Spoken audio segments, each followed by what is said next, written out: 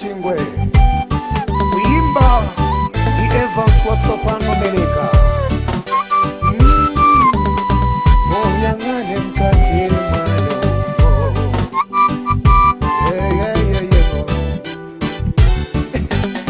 Aisraeli nchibululu analefuka ninjala Polo wa maeselo ana sauti tanasangidwa Mbuya na wayangana yo anawapukuta misonzi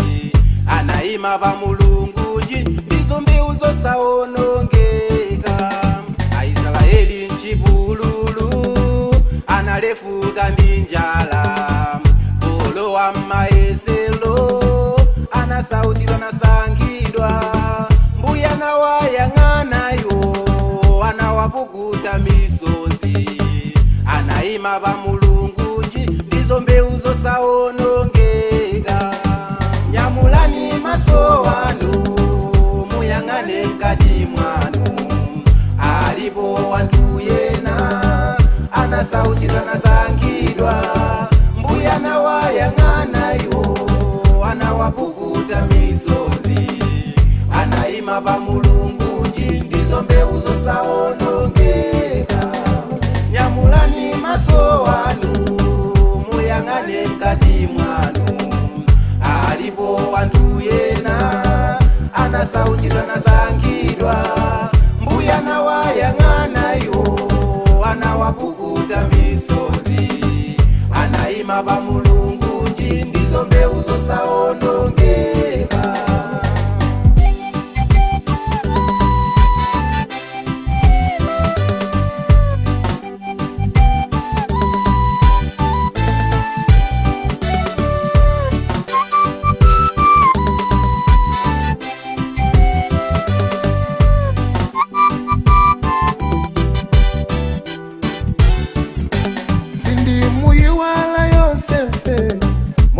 na baba nikisoma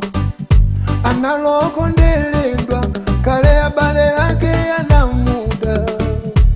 wanamponya mtenje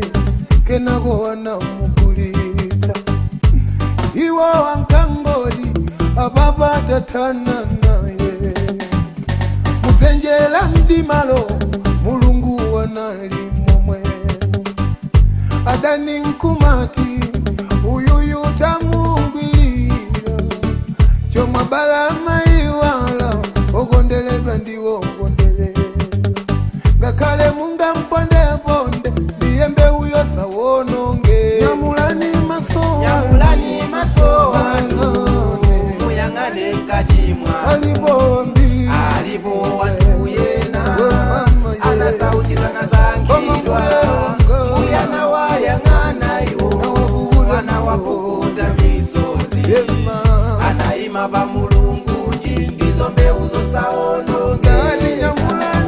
Nyamulani maso wanu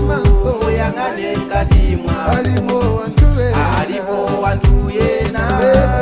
ana sauti tanasangidwa Mbuya na wayangana yo anawapukuta misonzi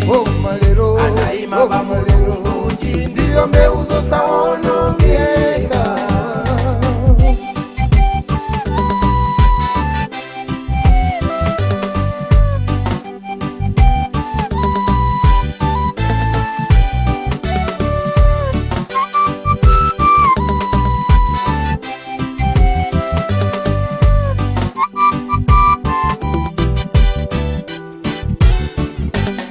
Aisraeli nchibululu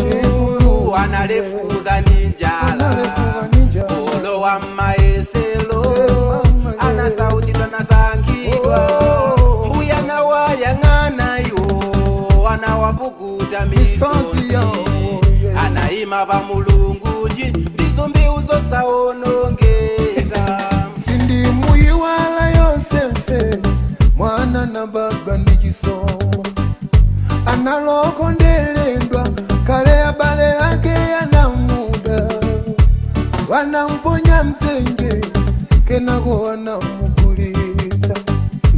iwo wankangoli ababa tatana naye Nyamulani nyamulani maso wanu muyang'ane kati mwanu alipo